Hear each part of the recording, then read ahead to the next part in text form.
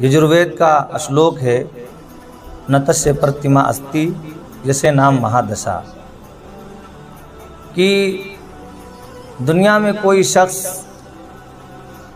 कोई आदमी न हमेशा रहा है और न रहेगा।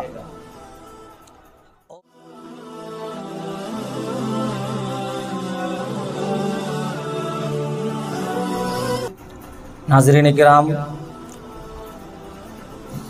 इससे पहले वीडियो में पहले एतराज़ का जवाब दिया जा चुका है और इस वीडियो में दूसरे एतराज़ का जवाब दिया जा रहा है।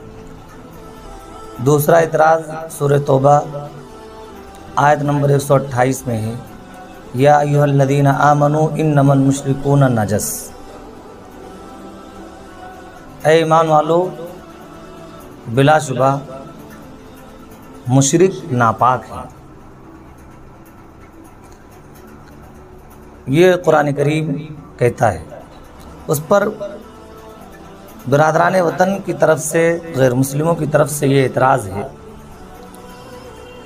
कि हम लोगों को नापाक कहा जाता है, और वहाँ ब्रैकेट में तर्जुमा दिया है गैर मुस्लिम। तो कुरान ने गैर मुस्लिमों को नहीं कहा है, सिर्फ गैर मुस्लिमों को नहीं कहा है, बल्कि उस अल्लाह के साथ जो भी शरीक करता है वो सब के सब अकायद के एतबार से नापाक है। यजुर्वेद का श्लोक है, नतस्य प्रतिमा अस्ति जैसे नाम महादशा, कि दुनिया में कोई शख्स, कोई आदमी न हमेशा रहा है और न रहेगा, और वो ज़ात हमेशा से है और हमेशा रहेगी, उसका कोई अंत नहीं है। ऐसे ही कि वो निराकार है, उसका कोई आकार नहीं है। तो जितनी किताबें धार्मिक हैं उसमें ये बात लिखी हुई है कि उस ईश्वर के साथ, उस अल्लाह के साथ कोई शरीक नहीं है। पहले की किताबों में ये बात भी दर्ज है कि अगर कोई बीवी अपने शौहर के अलावा किसी दूसरे से भी आशनाई रखती है तो वो नापाक है। यानी इबादत तो हमें सिर्फ एक की करनी है और उसके साथ हम किसी को शरीक नहीं करेंगे, और ये फितरत है। आज हर धर्म में उस अल्लाह का कॉन्सेप्ट पाया जाता है। मुसलमान अल्लाह कहते हैं, ईसाई गॉड कहते हैं, हिंदू भाई ईश्वर कहते हैं। लेकिन अगर पूछा जाए कि वो कितने हैं तो सब कहते हैं बस वो एक है। तो जितने उसके बाद जो उसके खलीफा, जो उसके ऋषि मुनि आए हैं, जो पैगंबर आए हैं, वो सब उसके मैसेंजर हैं। उनका हमें सम्मान करना है, ना कि हमें उनकी पूजा करनी है।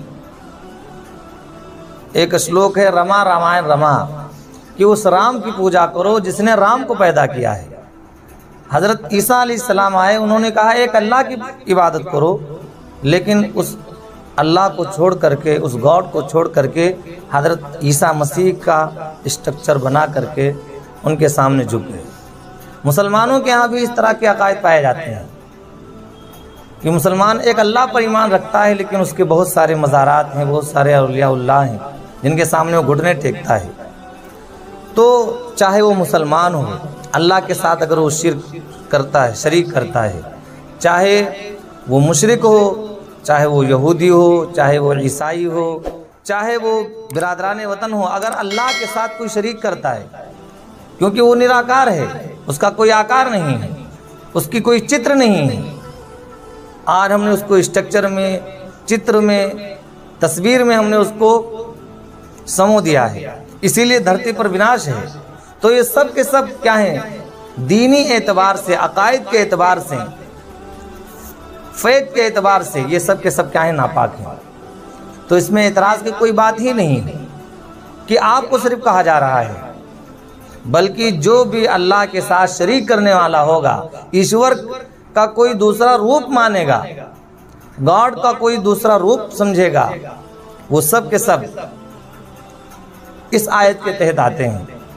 तो ये आपको नहीं कहा जा रहा है, बिरादराने वतन को ही नहीं कहा जा रहा है, बल्कि वो सारे लोग इसके अंदर शरीक हैं जो अल्लाह के साथ किसी न किसी को शरीक करते हैं। अल्लाह से दुआ है कि हमें समझ अता फरमाए।